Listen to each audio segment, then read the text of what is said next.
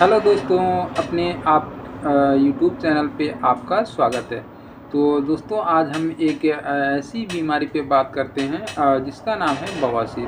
तो बवासीर जिसको हम पाइल्स भी बोलते हैं और फिर अर्श भी बोलते हैं, या फिर मेडिकल टर्मिनोलॉजी में इसको हम हेमोरॉइड्स भी बोलते हैं।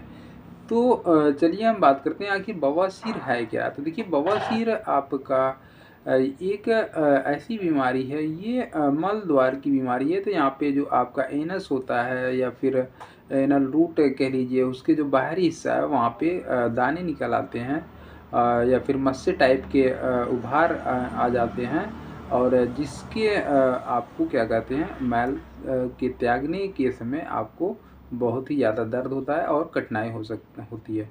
तो देखिए, बवासीर भी आपके कई प्रकार के होते हैं। तो एक तो बवासीर आपका होता है इंटरनल पाइल से बोला जाता है, जिसको बाहर आंतरिक पाइल से बोला जाता है। उस आंतरिक पाइल्स में आपको क्या होता है कि जो आपका मल द्वार होता है, मल द्वार के अंदरूनी वाले हिस्से में वहाँ पे मस्से या फिर दाने निकल आते हैं, और फिर जिसके वजह से आपको जो आपका स्टूल है, मल को आपको त्यागने के समय आपको बहुत ही ज़्यादा दर्द होता है। और दूसरा आपका जो एक्सटर्नल पाइल्स है या बाहरी जो बवासीर बोला जाता है, वहाँ पे आपको जो मल का द्वार होता है या एनल रूट होता है, वहाँ पे आपको बाहरी हिस्से में आपको दाने निकल आते हैं या फिर मस्से टाइप का आ जाता है, और जिसके वजह से भी आपको स्टूल मल त्याग करने में बहुत ही कठिनाई होती है और दर्द भी होता है। और एक टाइप होता है प्रोलैप्स टाइप। तो देखिए, जो आपका प्रोलैप्स टाइप का बवासीर होता है, उस बवासीर में जो आपका इंटरनल पाइल्स है, वहाँ पे क्या होता है, वहाँ पे जो मस्सा होता है, आंतरिक जो गुदा द्वार होता है, वो मस्सा इतना बड़ा हो जाता है कि वो बाहर आ जाता है। तो उसको प्रोलैप्स पाइल्स या फिर प्रोलैप्स टाइप का बवासीर बोलते हैं। तो अब देखिए, कुछ केसेस में यहाँ पे एक टाइप होता है, यहाँ पे जैसे खूनी बवासीर। कुछ लोगों को मतलब मल त्याग करते समय वहाँ पे ब्लड भी आता है, तो ये आपका खूनी बवासीर भी होता है। तो ये बीमारी आखिर होती क्यों है, इसका ये तो कारण क्या है, मेन कारण क्या है। दूसरी चीज़, ये बीमारी अब देखा जा रहा है कि लगभग 60% लोगों में ये बीमारी देखने को मिल रही है। मेन जो रीज़न है कि लोगों का खान पीन सही नहीं होना, जिसकी वजह से लोगों का पेट साफ नहीं होता, उनको कब्ज़ की शिकायत रहती है। अगर काफ़ी लंबे समय से अगर आपको कब्ज़ की शिकायत रह रही है, तो आपको बवासीर हो सकता है। या फिर आपका पेट साफ नहीं हो रहा है, गैसेस बन रही हैं, तो भी आपको बवासीर होने के चांसेस हो सकते हैं। तो दूसरा चीज़ है कि कभी-कभी वहाँ पे आपका जो पर्सनल हाइजीन है वो नहीं सही रहता, तो आप कभी बाहर की चीज़ें बहुत ही ज़्यादा खा रहे हैं, उसकी वजह से भी आपका पेट साफ नहीं होता। तो कब्ज़ आपको अगर धीरे-धीरे कब्ज़ बन रही है, उसको आप इग्नोर कर रहे हैं, तो वो भी बवासीर का रूप ले सकता है। तो चलिए, अगर हम बात करते हैं जो लोग बवासीर से ग्रसित हो चुके हैं, उनको कैसे उनको रिलीफ मिले, कैसे उनको आराम मिले। तो देखिए, आप मार्केट में ढेर सारी होम्योपैथिक दवाएँ से या फिर आयुर्वेदिक दवाएँ, ढेर सारी आयुर्वेदिक दवाएँ अवेलेबल हैं। तो हम एक दवा के बारे में बात कर रहे हैं कि जो आपका P6 कैप्सूल।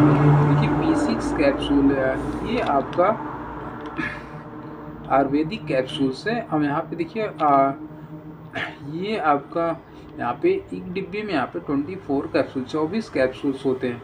तो देखिए, जो ये आपका P6 कैप्सूल्स है, ये आयुर्वेदिक कैप्सूल्स है। यहाँ पे आपके एक डिब्बे में आपके 24 कैप्सूल्स होते हैं। तो ये बवासीर में बहुत ही अच्छा इसका रिस्पॉन्स होता है। और क्या कहते हैं, इसका जो डोज होता है वो इसको कैसे लिया जाता है। तो देखिए, स्टार्टिंग में आपको अगर खा रहे हैं, तो ये 2 कैप्सूल सुबह में, 2 कैप्सूल दोपहर में और 2 कैप्सूल आपको रात में इसको लेना होता है 1 हफ्ते तक। तो वो भी आपको इसको ठंडे पानी से खाना होता है, और या फिर आप दूध से खा सकते हैं। और खाली पेट रहेंगे तो ज़्यादा ये इसका आपको एक्शन मिलेगा। दूसरी चीज़, अगर आप ये कैप्सूल खा रहे हैं, इस कैप्सूल के साथ आपको इस ये पर्चे है, इस पर्चे में आपको पूरा गाइडेंस आपको दिया गया है कि ये कैप्सूल आपको कैसे खाना है। तो देखिए, इसमें आप अगर देखेंगे तो आप पढ़ लेंगे, वैसे मैं बता दे रहा हूँ।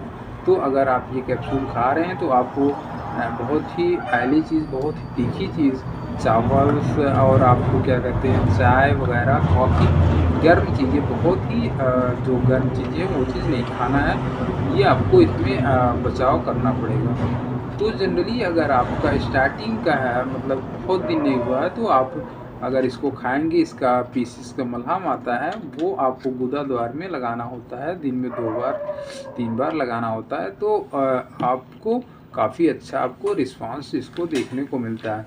और देखिए, अब लोग पूछते हैं कि हम बहुत सीरे मुक्त क्या खाना चाहिए। देखिए, आपको ऐसा डाइट लेना चाहिए ताकि जो अच्छे से डाइजेस्ट हो जाए, ताकि आपका पेट साफ़ हो जाए। तो लोग फाइबर, अगर फाइबर युक्त आप भोजन कर रहे हैं तो आपका पेट साफ़ रहेगा और आपको इस समस्या में आपको छुटकारा मिलने में काफ़ी हेल्पफुल रहेगा।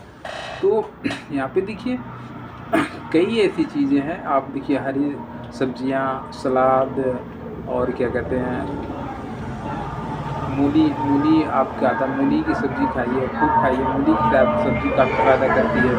तो जितना आप, और पानी खूब पीजिए, जितना आप पानी पी सकते हैं पानी पीजिए।